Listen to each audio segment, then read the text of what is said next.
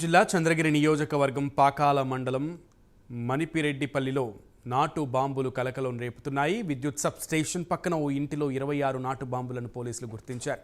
నాటు బాంబులతో పాటు నిందితులు బాబు, గజేంద్రలను పోలీసులు అదుపులోకి తీసుకున్నారు. అడవి పందుల కోసం తయారు చేసుకున్నట్లు నిందితులు చెబుతున్నారు. అయితే కేసు నమోదు చేసిన పోలీసులు దర్యాప్తు మొదలుపెట్టారు.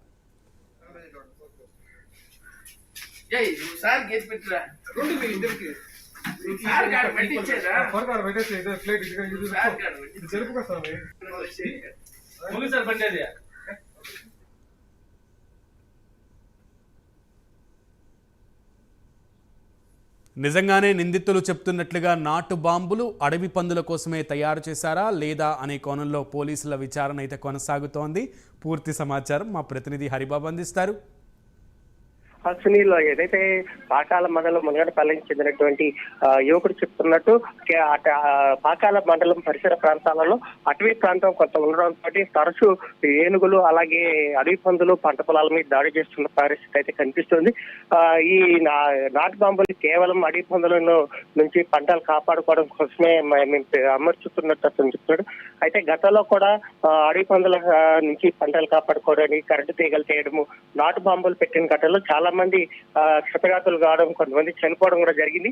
అయితే ఈ విషయాన్ని పరిగణలోకి తీసుకున్నటువంటి పోలీస్ అధికారులు ఎందుకోసం తయారు చేస్తారు, అసలు ఎందుకు వీటిని తయారు చేయాల్సి వచ్చింది, వీటికి బేసిక్ ఎక్కడి నుంచి నేర్పిస్తారన్న కోణంలో విచారణ జరుపుతున్నారు. Sunil, right, thank you.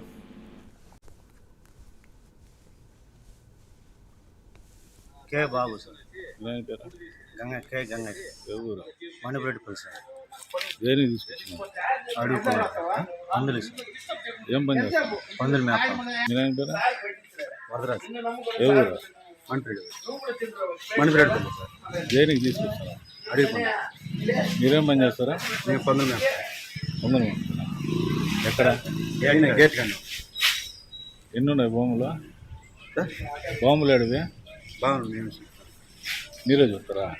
ఏడా? కానీ ఇంటికన్నా ఎన్ని ఉన్నాయి?